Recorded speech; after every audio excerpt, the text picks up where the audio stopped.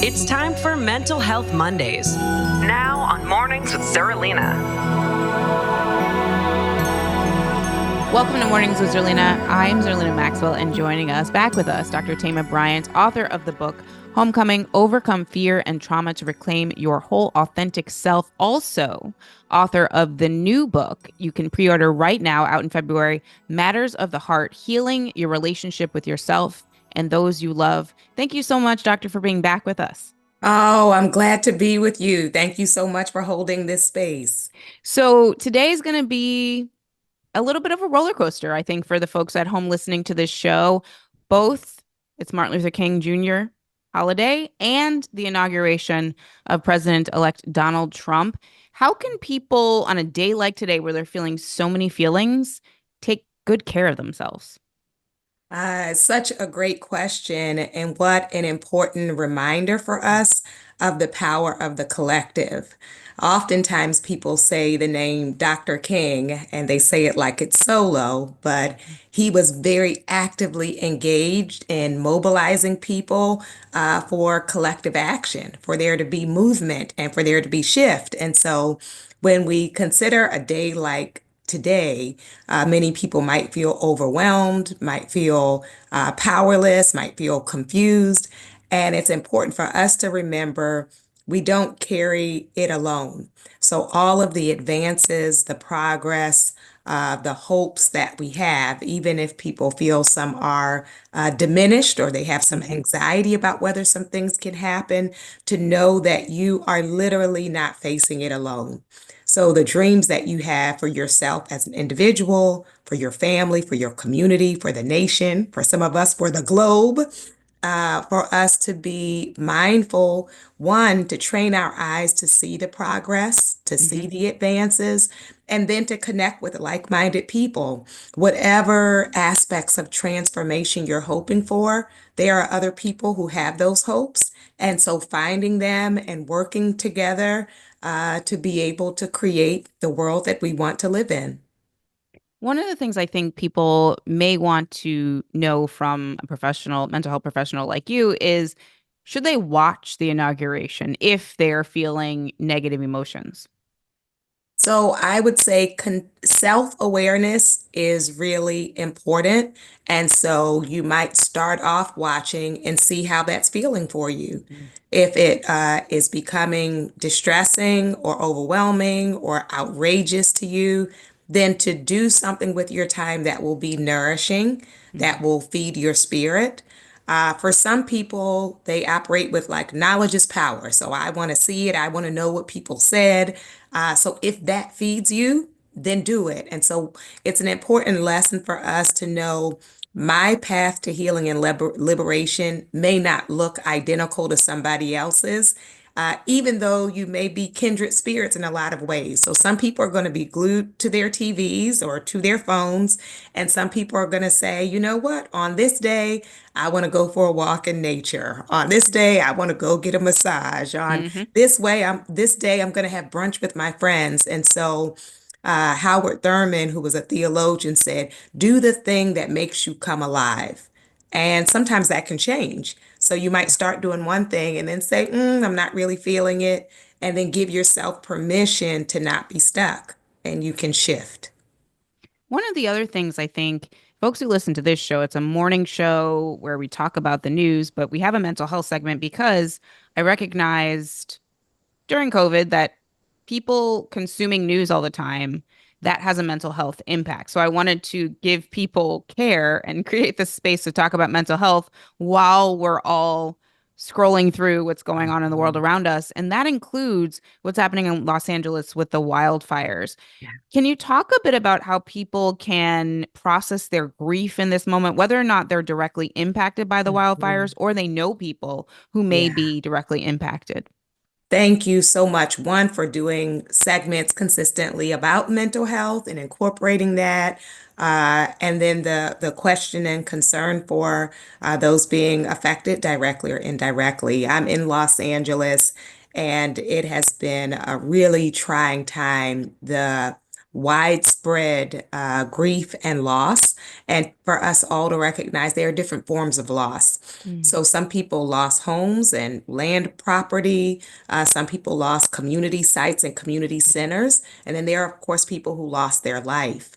For some, it's that loss of a sense of safety or protection or provision as people already start to struggle around insurance companies and how they will rebuild.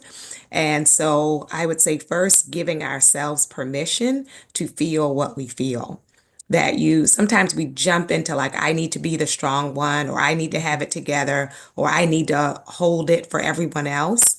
And a gift of our humanity are these hearts. And so grief is an aspect of love. It's an Yeah. expression of I had a love and a connection to something or someone that is not now physically present for me. And so to let yourself feel it and to not feel like you have to hide that. Mm. Often we don't let people show up for us. And so let your family and friends show up for you. If you're in therapy or thinking about therapy, let that person show up for you. Because when we suppress our feelings, including our grief, it shows up in destructive ways. So Mm. it's healthier to face it and to express it. What are some of the unhealthy ways grief can show up for us? I want people to know that, not so that they're feeling self-critical, but so that they can identify those ways. So sometimes when we are trying to distract ourselves from our grief, we can become workaholics Mm. and perfectionists. So then it's, I can't be still because if I'm still, I'm going to feel it. So we're perpetually running. Often, when we hold ourselves to a standard that says grief is not okay, we can model that to our children and our families so that then everyone is hiding, Mhm. that everyone is feeling shame for any emotions that they have. Sometimes we medicate our grief with food, so emotional eating, with substances. So we're drinking more, smoking more, trying to put the pain away, Mm. trying to dismiss it. We can also displace our frustration and grief onto other people. So you may be more irritable and noticing like you're just having arguments with people over very small things, Mhm. engaging back and forth with people on social media. And so our frustration gets displaced, and that can cause a lot of problems for us, either in our personal relationships or in our work relationships. I think every single person listening right now can relate to one thing you just listed off, right? So we all have to work on this. I mean, I think certainly the distractions and the numbing, that's Mhm. something that, even something like turning on Netflix when you Yeah. should be maybe having a conversation Mhm. with someone. Yes. And Yeah. so you're like, oh no, I'm not gonna deal with that problem. I'm Right. gonna binge watch something instead, Mhm. or I'm gonna doom scroll on one of the social media platforms and Right. check out instead of dealing with that Yeah. hard, That's difficult right. emotion. And there are these three different categories for coping. So there's emotion focused coping. That's like talking to someone who is comforting or journaling, listening to soothing music. There's problem solving coping. So, if I did lose my home, then a part of my energy has to go to like, where am I going or what am I going Right. to do? And then there is distraction. So there are some of us who ruminate where you're just replaying the same thing over and over again. Hmm. And so in those cases where you feel like you're overthinking, it's okay to say like, I want to watch a show or I want to do something else. But you want to ask yourself, which of those three comes easiest to me? And which of those three do I tend to avoid that I may need to give myself permission for? One of the things that you said in your first book, Homecoming, is when you feel separated from your authentic self, one of the things that you should identify is whether or not you are bored. Yes. And so that was the moment I was like, "Oh my goodness, she's talking about me." And it's not because I'm not busy. It's because Yeah, I'm perpetually busy, but when I'm yeah. not working, I am a little bored. Hmm. And that is because I wasn't cultivating joy. I wasn't being intentional about doing fun things. So talk a bit about how the folks who are listening, even if they are very busy with work, their families and their Mhm. careers, they can also create space to have fun. That's right. You and me, we're more than machines. We are not Yep. machines. And so we want to not treat ourselves like machines where we believe that our labor is our worth. So then we have to constantly labor to be worthwhile. And some of us were taught that growing up. Some of that messaging comes from society. And then, as you said, people who are concerned about the news sometimes feel guilty for enjoying because you know people are suffering. Hmm. But the unfortunate reality is there's suffering happening all over the world constantly. Yeah. And so I always say if oppression was a short-term issue, then I would say, okay, all hands on deck. Don't do anything fun or silly. Let's get this done. Right. But because this is something we will have to work on really for our whole lives, in order for it to be sustainable, we need some balance in our lives and joy. I say joy for the journey, right? Hmm. So that I can engage and show up in love because my outrage alone will not sustain me. And so we are deserving of the joy we would love other people to have. So as we're working to increase the joy for others, to give that to ourselves. That's such an important lesson. And my late mother used to say, you have to enjoy the journey of life. You can't just be Mhm. here and all you are known for is how hard you worked at your Right. job. That can't be the Yes. thing. And it can be difficult to remind ourselves that because people who are benefiting from your labor will encourage you to do that. Like they Hmm. love people who will work all night long, who will volunteer for everything because they're extracting. Hmm. And so you want to not just extract labor from yourself, but to invite ease into your life, to invite joy within your life. And let me say, to access things that you can right now. Sometimes we're like, when I'm rich, or when I can go on this Right. huge trip, or or when my mate comes. Like we have all of these things we're holding out for us to Hmm. have joy. But in with my present budget, with the present people that I know, in my present circumstance, what are some simple pleasures that Hmm. could bring me some joy? I love that. There's a social media meme that goes around where it's talking about wearing all of your clothes for a special occasion, like today, putting on Love the it. fragrance you've been saving up, put Yes. on the makeup you've been waiting to put on, like Yes. do all the things that are for a special occasion, but do it tomorrow. Why are you waiting? Yes. I love that. There was similarly something on social media where they were talking about how people have special linen for when their Yeah. guests come, or special plates that only are for like Right. guests. And it's like, why can't I eat off that plate? Why can't I lay on those sheets? Yeah. That's so true. Wait, I think my family had that my whole life.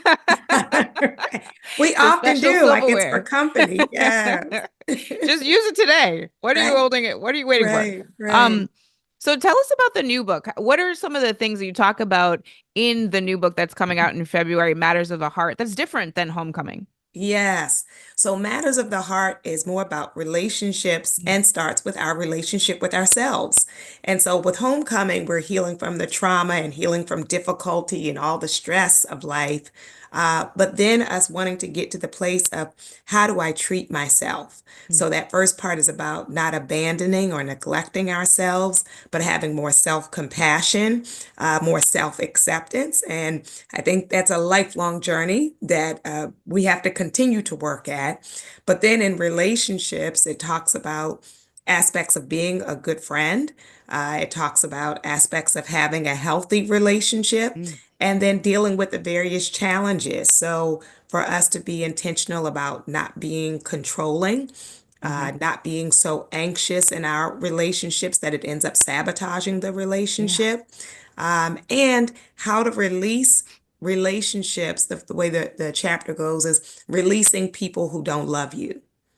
And Ooh. yeah, we have to let it go because we'll spend our lives breadcrumbing, right? That Hmm. we're any little crumb they give keeps you from your healing and wholeness and knowing that we're deserving of the fullness of love. So I have two follow-up questions. Number Yeah. one, what are some of the things people can think about in terms of being a good friend? Yes. So one of the keys of friendship is accepting people as they are, not Mhm. requiring that people be your clone. Mhm. Basically, I say if someone has to agree with you on everything, that's not really a friend. It just you just want more of yourself, right? But friendship, because we've had different life experiences, and so being able to accept different perspectives, different life journeys, and still keep that friendship going. It also is about showing up for each other. Mm. So, your people who aren't your friends are usually there. Like if you have some great news on social media, everyone's like, yay, that's awesome. But, who are the people who can show up when you're not at your best, Mm. without judgment, but with love, with care, with kindness, and with truth. Now, those can go together. Sometimes people think being truthful means just being mean and harsh and saying anything you want. But like your most loving friends can tell you hard truths in a way that still feels like care. Yeah. Yeah. That's so real and that's so true. I've realized that as I've gotten older. I think in my Mhm. 20s I had a different point of view on so many Yes. things, including Right. Right. friendship. The other Yeah. thing you said I wanted to follow up on is the breadcrumbing piece because there obviously this generation, I mean I guess I'm in this generation, but the type of thing where you are texting with somebody and they're not responding or Yeah. there's so many social media videos about don't double text or this Mhm. is what you should do to get him to write back. There's Mhm. so much advice on the internet, but it's really at the core of it is the breadcrumbing piece, letting people Yes. go who don't like you, who Right. don't care about you. Yes. If I have to do a 3-point program of manipulation to get a response, That's so then real. that like they're just not interested or they have other things going on in their lives, That's and right. which whatever it is, I can release without a bitterness about it. I just choose to believe I do not have to convince people that I am worthy of time. And so if they, in what they have seen or known of me, they're not interested in engaging with me, I can let that go. So it is trusting, one, that there is better, and trusting myself even when the better is not immediately seen. Because sometimes we hold on to the breadcrumbs because we're like, the breadcrumbs are better than nothing. So I'm glad to have that. But me engaging with that can shift my energy and make me not available or even looking for what would actually be nourishing and mutually satisfying. That's so real. I think so many people can relate to that, Yeah. and can learn from that part of the book. Right. Okay, I want to sort of go back to the beginning of the conversation. So it's Dr. Martin Luther King Jr. holiday today, and I feel like one of the lessons that we can learn is how to show up for communities that are marginalized, show up for communities that are vulnerable. There are going to be a lot of communities that are directly harmed in the next few years. Talk a bit about how people can both show up but also create the space to care for themselves as the theme of this whole conversation. Yes, that's wonderful. So this is kind of the core of liberation psychology, that our transformation is tied to each other. Like our wellness is interrelated, but we get to be a part of that. Meaning, it's not for me to erase myself because I'm in service of everyone else. So I'm nourishing myself while also working toward the empowerment, the liberation, the rights of all people, of all living beings. And that then does require trusting the process and pacing, because if I never engage in my self-care and in my rest, I won't be able to live a life that feels meaningful to me. Mm. And so I will spend some time, going to some community organization meeting, and then I'm gonna spend some time sitting and journaling or listening to my favorite song or going to brunch with friends.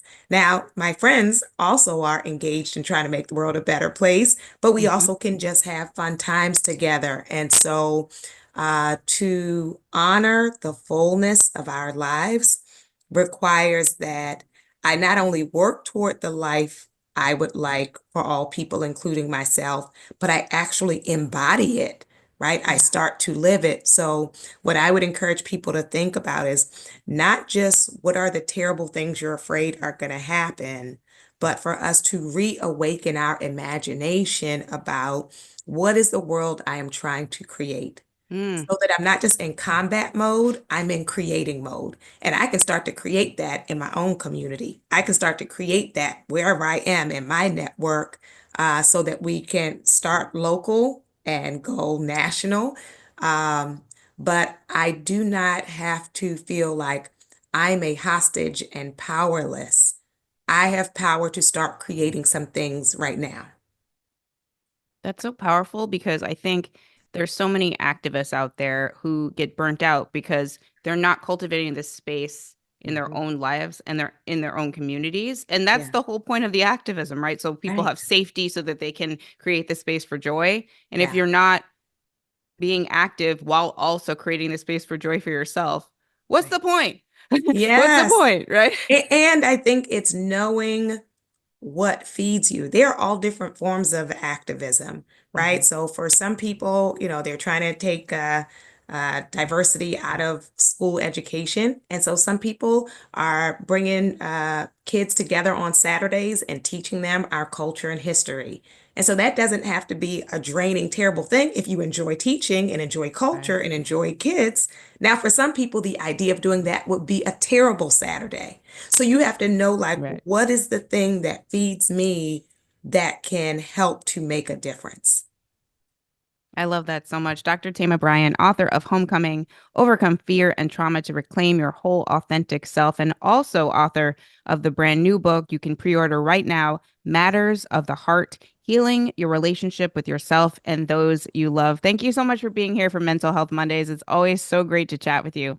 Thank you for having me. I so appreciate it. Let's have a joyful day regardless. Yes, amen to that. I Amen. love that. That is real.